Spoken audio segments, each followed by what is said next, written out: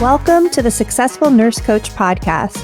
On this podcast, Laura and Shelby, both board-certified nurse coaches, show you how to make as much money as you want in private practice as a nurse coach.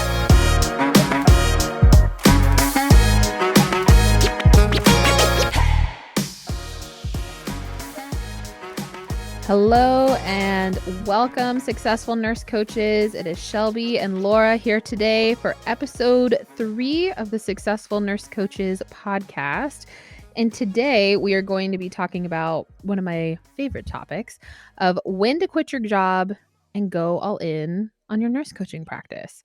This is something that we support a lot of our clients through. This is something that Laura and I have personally gone through as well. So today we're going to be sharing some tips and tricks from our own personal experience and then giving you a lot of our 2 cents on what we think about this topic and how we see it play out in many different nurse coaches' journeys. Laura, how are you today?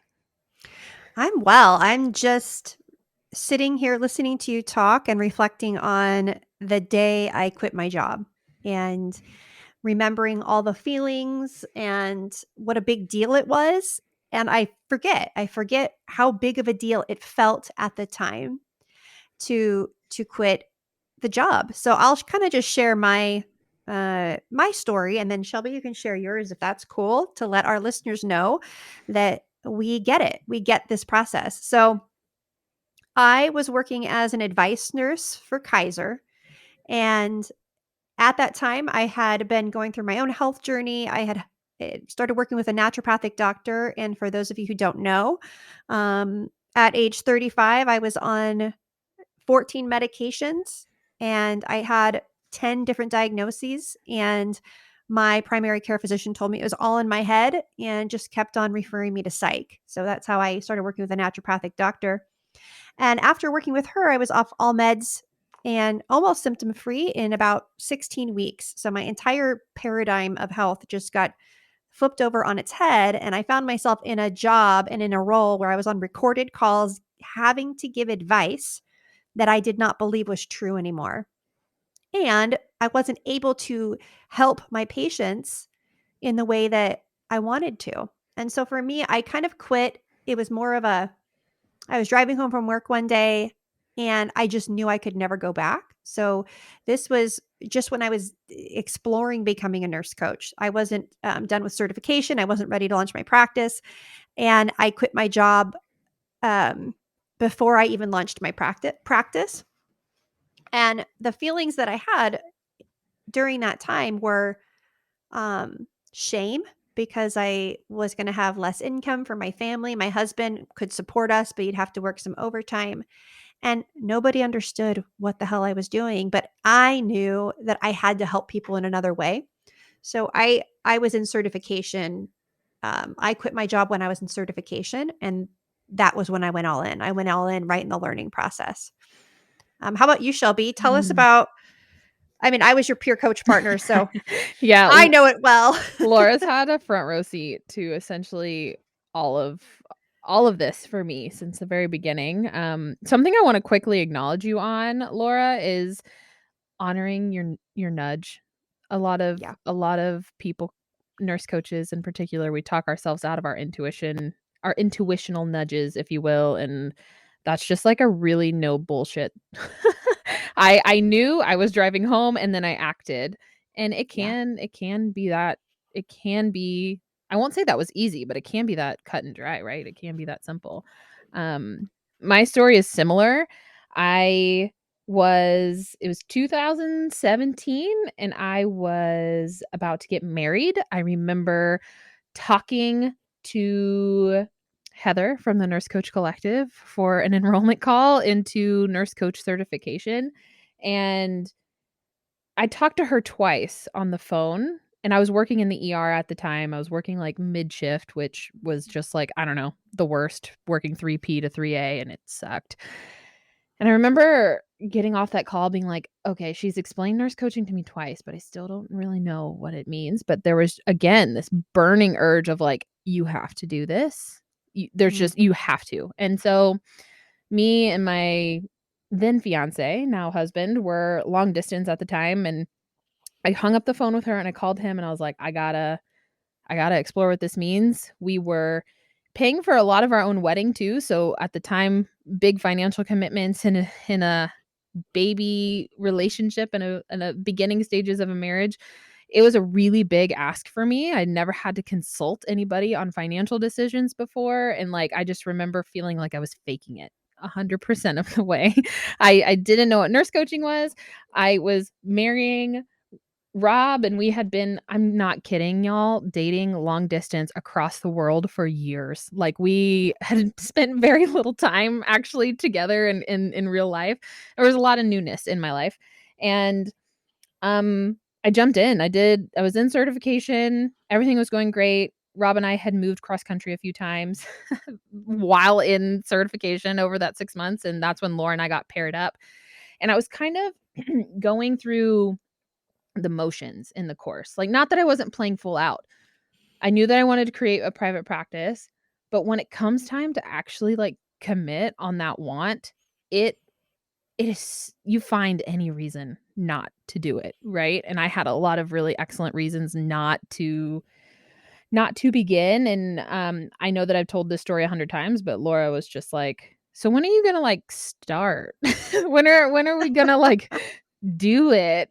And I was like, "Oh yeah." And I kind of felt like I was living someone else's life. Like I just felt almost in a trance. I remember going to the courthouse or the county clerk and filling out my LLC paperwork and just being like, "Who do I think I am to do this?" Like I was God, I just remember that feeling so well of like something else was guiding all of those decisions and all of that action. And I was on a travel contract where we were living at the time in upstate New York, and my contract was almost over. I remember talking to you on a coaching call about if I was going to see if I can get on day shift, see if I could like slowly transition out of my ER gig and into this coaching full time. And the ER I was working in at the time, unfortunately, was just really hurting and understaffed, and it was not a safe place to be working pre-pandemic. I can only imagine what it's like now, Mm. but you told me on that call, like, they will always, even if you leave for 6 weeks, they will always need you to come back. And of course I knew that, but having someone reflect it back to me was like, "Oh, yeah, of course. Like, of course. Of course. They're hurting so bad that they would probably pay a non-nurse to do the nurse's job at that point. Of course I can go back." And having that perspective just opened up for me. And then there was one particular night where I was newly pregnant and they wanted me to take care of an active shingles patient, and I have never had chicken pox ever. And also, I have the vaccine does not work on me. I've had 6 boosters with never, it just doesn't work. I went to my charge nurse and she was like, "Um, yeah, you're just going to have to take care of this patient." And that was my moment of Mm. like, they do not care for my health and my safety. And of course, I had been in similar situations before to where my own health and wellness was at risk, but it was never so real to me as in that moment. And I had like a week left on my contract and I walked out and never looked back. It was very clear to me in that moment that that's what had to happen. I had no business coach yet. I had just graduated certification. Again, my husband was in the position to float us for a little while. It was going to be uncomfortable and we were going to have to adjust. Um, but for a long time, the hospital needing me was a huge comfort. I could always go back if things got too crazy. And if those of you who live in really cold climates, like our heating bill up there is like $1,800 a month. It was insane. Like it was Mm. we needed we needed two incomes to literally keep warm in the winters. And then after a while it just became a threat. Like I would do anything to not go back to the hospital, and I was willing to move whatever mountain it took to ensure that that didn't happen. So I know that in sharing both Laura and I's stories, we quit well before we were ready, well before we had any income, well before we had any freaking idea what we were doing at all. And guess what? it worked out. Mhm. It worked out. And why it worked out? Because both Laura and I were, like 100% committed to a solution. We were not gonna let anything, and I mean, it was really tough and it was really challenging, and all of you that have been in this world of private practice and entrepreneurship know exactly what we're talking about. But we were committed to the solution, and instead of committed to giving all of the reasons why it was tough and hard more life than they already had. Yes. And I can only appreciate that version of us now because we've walked so many nurse coaches through it, and every time we do it, and we're going to share some great stories about what we've observed is um is it brings me back to that moment of it really is a leap. And if I look back to why is it such a leap? We feel like I don't know about for you, but as a California new grad, like to get a job at Kaiser, no one leaves. It's the golden handcuffs. It's the highest paying nursing job in the country. Kaiser in the Bay Area with Bay Area pay is the highest in the country. No one leaves. And so for me, it wasn't just leaving my job, it was leaving the job that I had been waiting for. And also acknowledging that although this was the job I had been waiting for, it was the wrong job for me. It was not my this was not what I was meant to do with my life. It was not my sole purpose. So it very much felt like saying no to the job felt like saying yes to what my soul wanted me to do. Mm. Still highly uncomfortable, but absolutely invigorating and exhilarating and amazing. And we've watched that too. We've watched the terror switch to excitement, back to terror, in that transition process. Yeah, and also Laura and I were good bedside hospital nurses. And every client that we've ever worked with are also really excellent critical care nurses. We work with a lot of ICU, ER, the cream of the crop, the people that you are relieved to see come on your shift because you know that they can pull their own weight. Like it was it's challenging to walk away from the job and a job that you're really good at too. Yes. But just because you're good at something doesn't mean you have to do it. And there's a lot of, oh, like guilt in walking away, especially just with how intense hospital situations have been over the past couple of years. We were helpers and we want to help, but also I would like everyone listening to also acknowledge that you are equipped to help in a much more potent and deep way as a nurse Yeah. coach. Hospitals are completely understaffed and overwhelmed because there's not enough nurse coaches in the world. Mm, We wouldn't need to go to the ER. We wouldn't need as many surgeries. We wouldn't need as many ICU visits if people were empowered about their own health.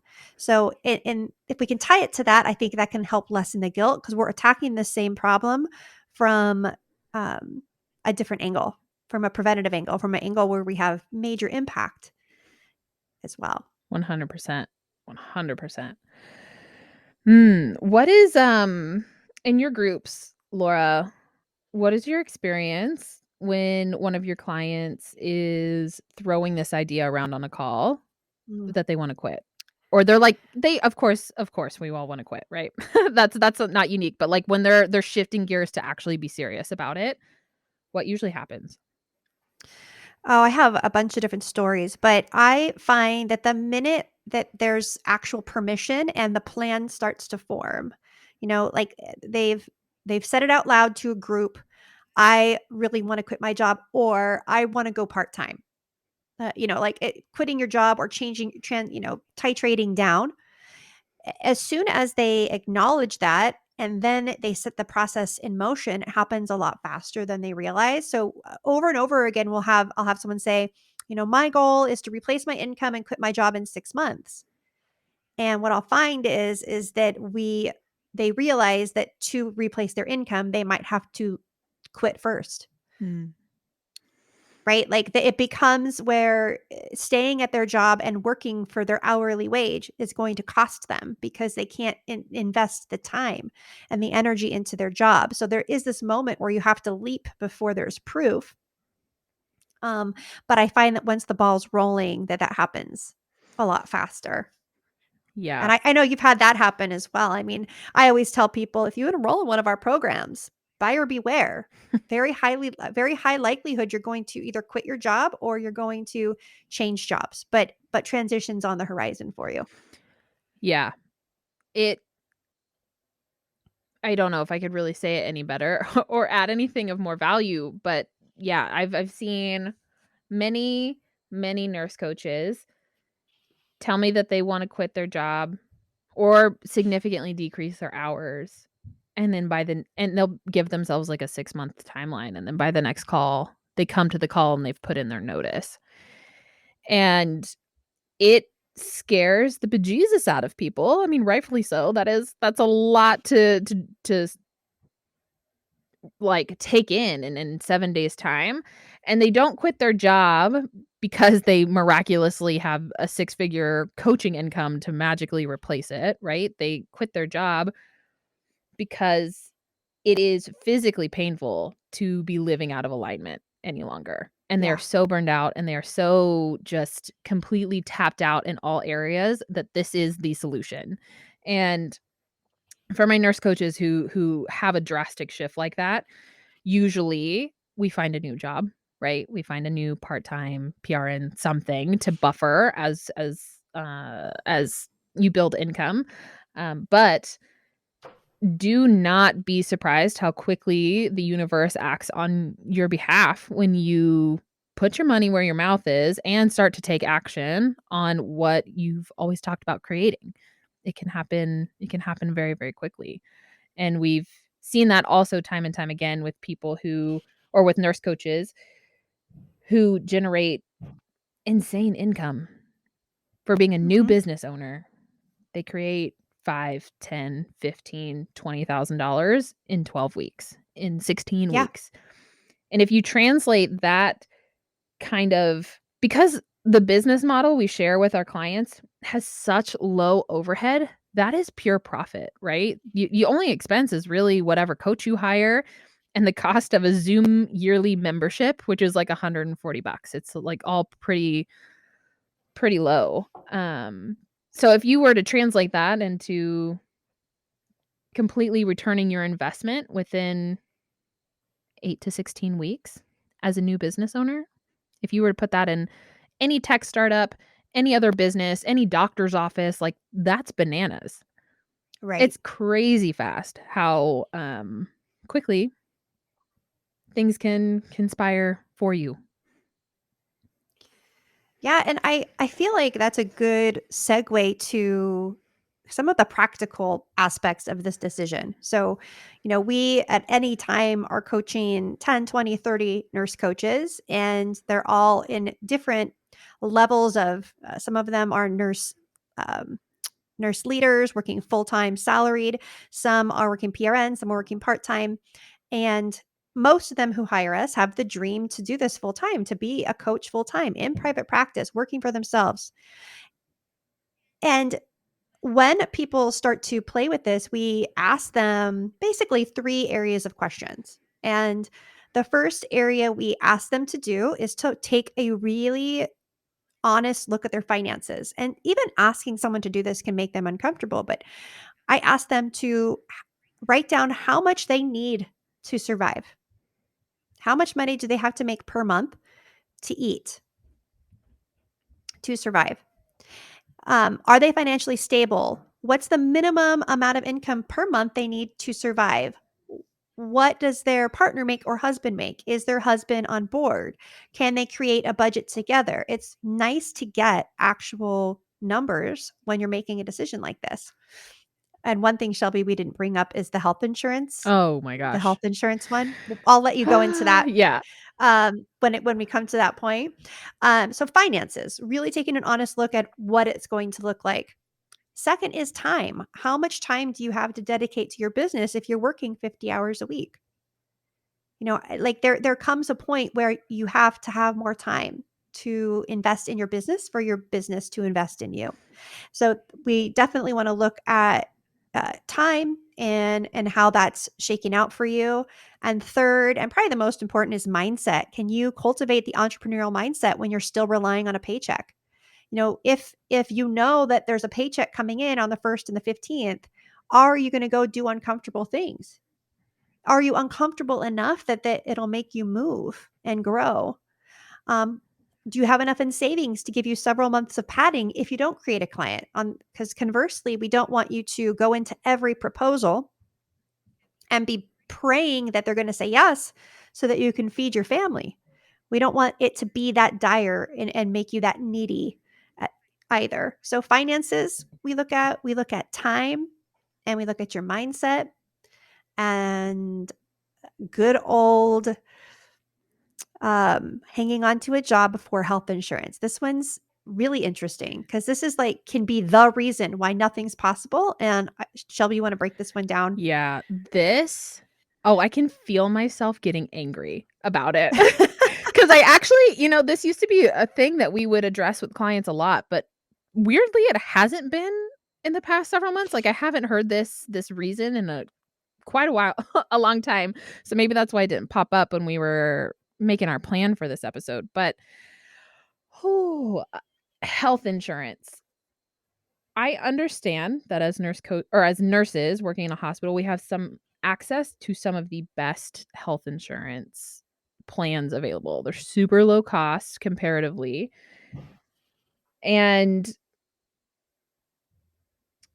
but on the other side of that coin, it is absolutely insane to me that people will stay at a job that sucks them completely dry for health insurance. If you are, say, we're working at Kaiser. I never had the pleasure to work at Kaiser and make a banana buku bucks working in a hospital. I worked in Texas and other low paying states. But let's just like play as if that's your reality. And you're making, I don't know, how much did you make at Kaiser? Like 6 figures? Yeah, like 80 something an hour. Okay. If you were making $150,000 a year as a coach, or $200,000 or $400,000 a year as a coach, which is 100% possible if you stick around for 3 to 5 years. You can absolutely create that kind of income. Do you give a shit about health insurance? Like, does the price of health insurance really bother you? Um, my own experience with this is, so my husband was in the military. The military has great insurance. You don't pay a dime for health insurance. And he got out of the military, 2020 kicked off all about the same time. And there was a period of time to where I was like, oh, he's going to get a job soon. So we're just going to like let the military insurance lapse and we're just not going to have any for like 30 days. But then this new job will kick in and we'll be fine. Um, thank God we did not do that. But we priced out insurances. We went on marketplace, and I mean, granted, like it's never going to be my choice to go to a medical doctor unless I like actually need it, right? I'm going to pursue other ways of healing first. Um but then like the worst case scenario happened, Laura. I got diagnosed with an aneurysm. I needed open heart surgery. With all of this, and like insurance was in in the air for us. And luckily we were able to extend the military insurance for a period of time after he got out. So we were okay. But I mean, the staring down the financial black hole that is paying for an open heart surgery and an aneurysm repair out of pocket, I was like, wow, we're really screwed here. Like we're like this is worst case scenario. But at this, on the other side of that thought was, I know that I can make enough money to pay it off because my income as a coach is infinitely, the potential is, there is no limit. There is no cap. I can create whatever I need to create. And if I have to go on a payment plan for the rest of my life to pay for this life-saving surgery, then so be it. But never once did it cross my mind to go back to the hospital to get health insurance to pay for my heart surgery. Mm, And it worked out, right? It worked out. Now we're not on military insurance, and I pay a really reasonable amount a month for insurance for the 3 of us in my family. Doesn't make me mad that I have to pay for it, for sure. Would I rather be getting it for free? Absolutely. Would I rather be getting it at a better price? Totally. But I'm not gonna stay at a job that sucks, just literally sucks everything out of me down to the bone for health insurance. Not gonna do it. right. And so, if this is you and you're thinking, wow, Shelby, you sound a little crazy right now, and that's fair. That might be true. But I would encourage you to get serious on it. So, whenever I hear this, I need the health insurance, so I can't quit my job. Is that true? Go online, look up some solutions, look up alternatives, price it out, put a number to this problem. How much is it going to cost you to solve it? Yeah. Is that number as big as you think? Because I guarantee you it's probably not. And if having, and I know a lot of nurses and nurse coaches in our space have chronic illness and do need health insurance and need access to specialists. I understand. So like let's not let this be a barrier that is not solvable. Like if you get creative and you get out there and research, I guarantee you that there is a solution to this. 100%. Yeah. Yeah. Health insurance is money. So once this is the first thing we have people do is we have them look at their finances, and then we have them for homework between coaching calls, go and research different health insurance options. I think we're going to be doing a Christian health share because right now, thank God, all 4 of us are pretty healthy. Um, and that is what I think is going to work best for our family at this time. But let's just say that on the high side, you carried insurance for your family and your insurance is going to cost $1,800 a month. Let's just say that's what you have to pay to have the kind of health insurance that you feel comfortable with for your family. If you multiply that by 12 months, what is that? It's like 18,000, 19,000, like let's say 21, $22,000. It would That's a figure outable problem. That's 4 $5,000 coaching clients. That is however many overtime shifts you'd have to work and bank it and create the padding to pay for it.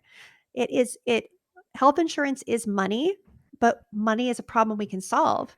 And as a nurse coach in private practice, it's a problem we can solve a heck of a lot more efficiently and more powerfully than we can as employee, in my opinion.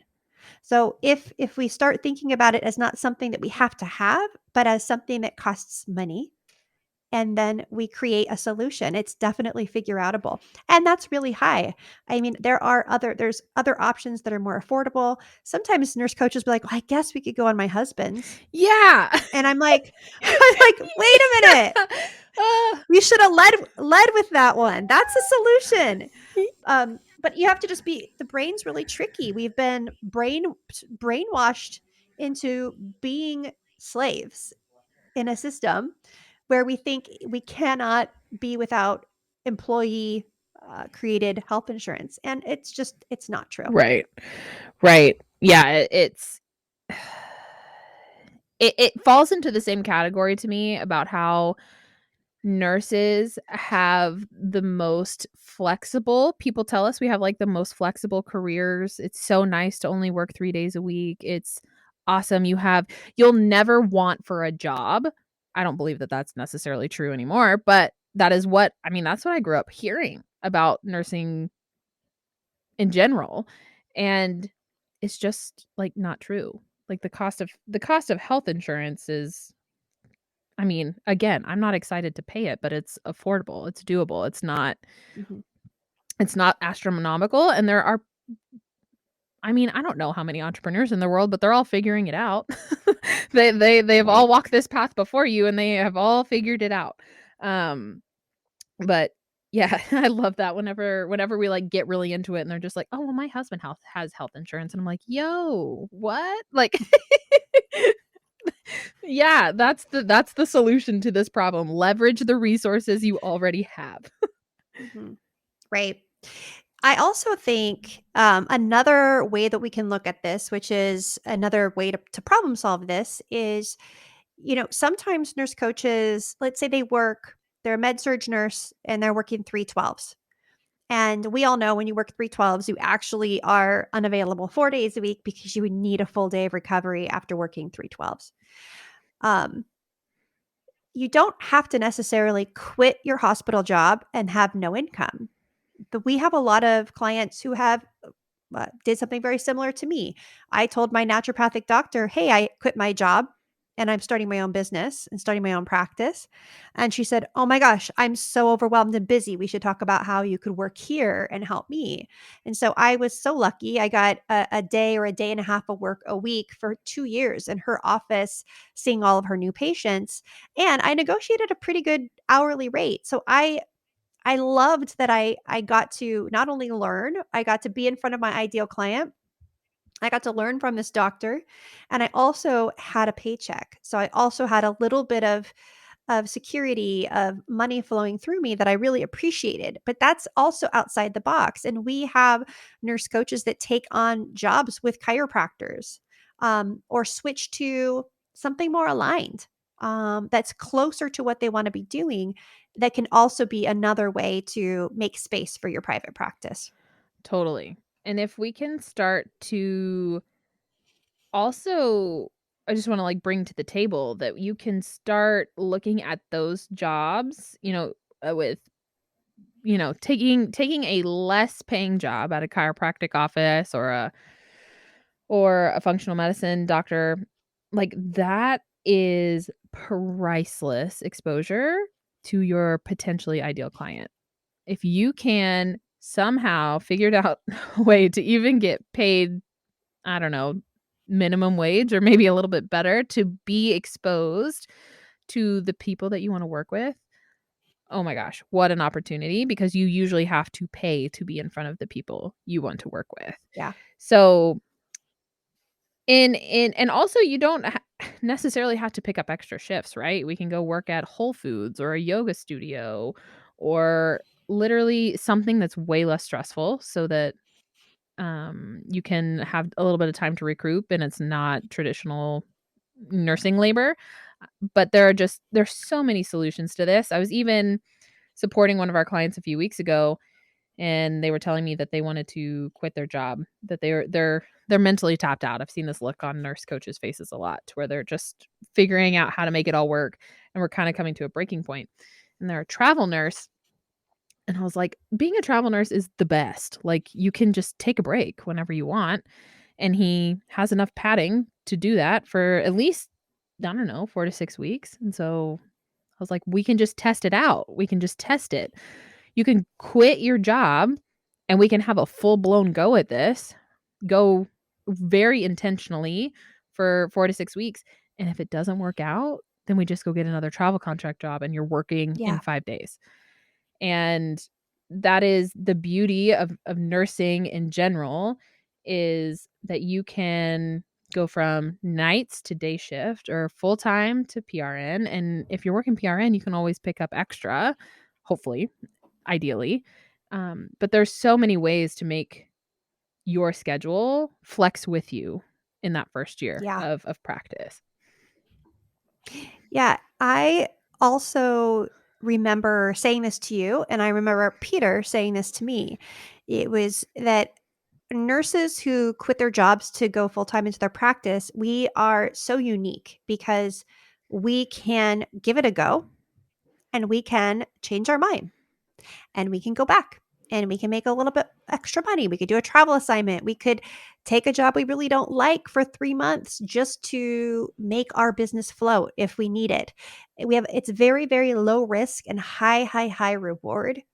This business model that we teach, opening your own practice and coming from the profession that we do. There's many other professions where people. I was in a coaching group with an attorney and she wanted to quit her private practice as an attorney, which she made $300,000 a year to be a full-time life coach.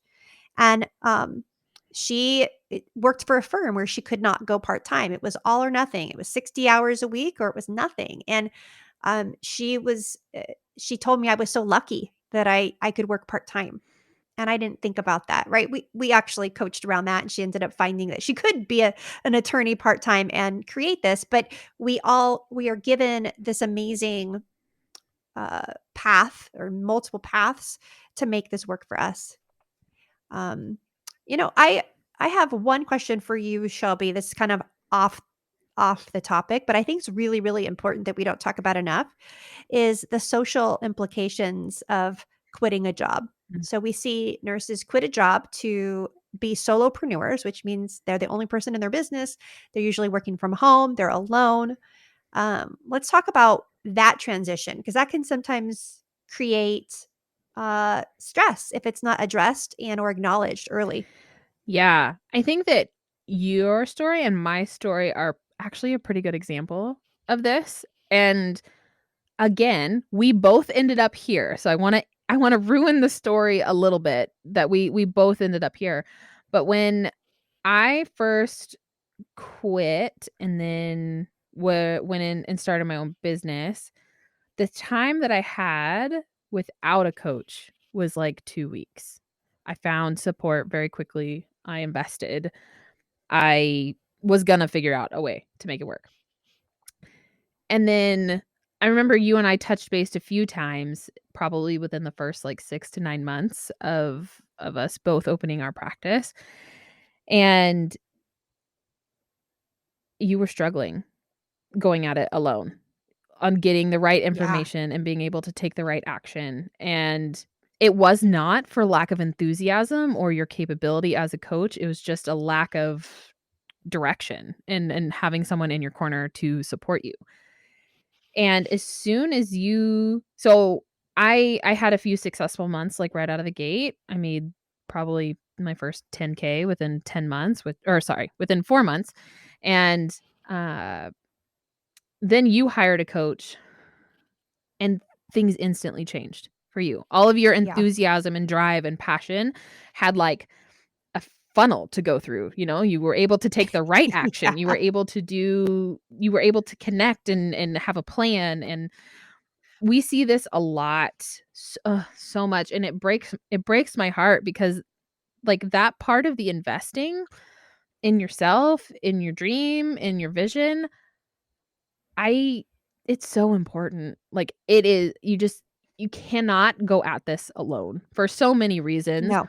but if if anything, you gotta drink the Kool-Aid. If we are going to serve people through coaching, then we also have to have our own coach. Bare minimum, that's just, like, the rule of the game. Um, but also, like, it's I just can't there's a reason that we don't do what we do for free. I cannot take that moment away from you because it fuels so much that I can't give to you as a coach. That big scary Mm. investment, that's when the work starts. We might not have our first call for 2 months, but when you put money down, that's where it all begins.